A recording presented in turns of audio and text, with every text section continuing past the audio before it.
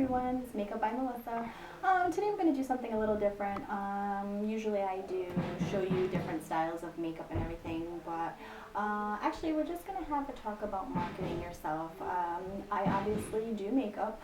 I do brides, I do proms, I do makeup parties, I do like all of that stuff. So I was actually having this discussion today with my friend about marketing yourself and, how much should you charge and all this stuff. So I read on Facebook the other day about these women who obviously do makeup. They are cosmetologists. They're charging so much money for hair, makeup. And, there are some out there that are rather expensive.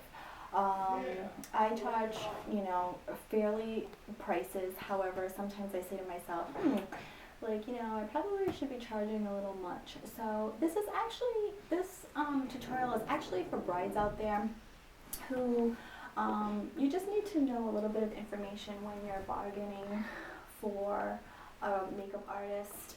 There's a couple of things that you have to keep in mind. I charge about $50 for a bride and usually $35 for a bridesmaid. And I think actually my prices are going to go up because I find that I think I'm actually worth a little bit more than that. And there are people out there that are worth more than that. So brides that are on a budget, one thing you want to take into consideration is that if you do find a makeup artist that, let's say, charges you $75 for the bride, $40 for the bridesmaids, you have to take consideration if they're traveling to you. Don't forget they need to put gas in their car depending on how far you are away, that they're traveling to. They have to pay for gas, they have to pay for wear and tear on their tires.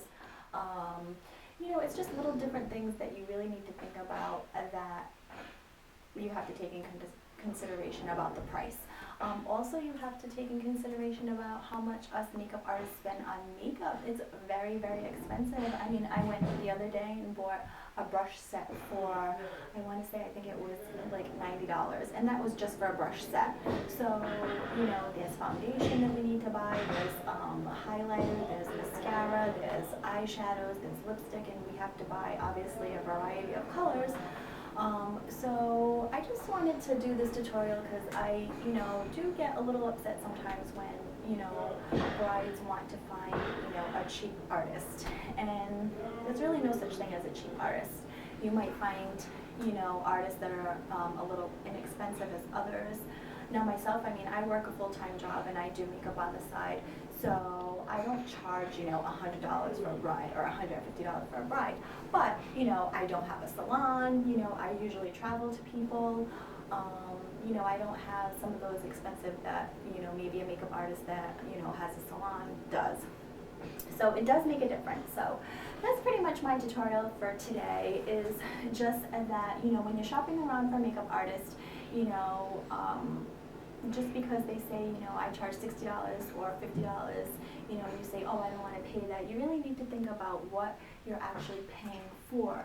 You're actually paying for the travel, for the, for the makeup artist to come to you. You're actually paying, their makeup supplies.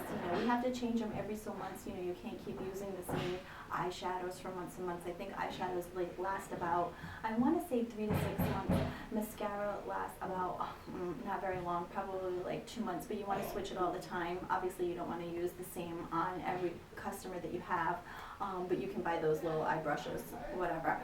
Lipsticks last a while, but it's just always things that you need to buy. So just remember that when you're choosing your makeup style, and always get a trial. A trial is very important.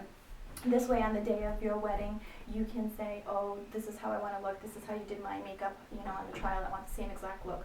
You don't want to hire someone and then have them come to you the day of the wedding and it's nothing that you wanted, because then you're going to be upset. The makeup artist is going to be upset because she didn't give you what you wanted.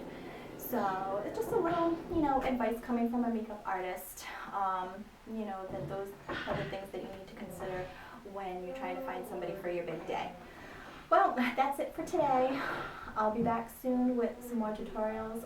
The next tutorial will probably be on airbrushing, so stay tuned and don't forget to subscribe to my channel, Makeup by Melissa with the _.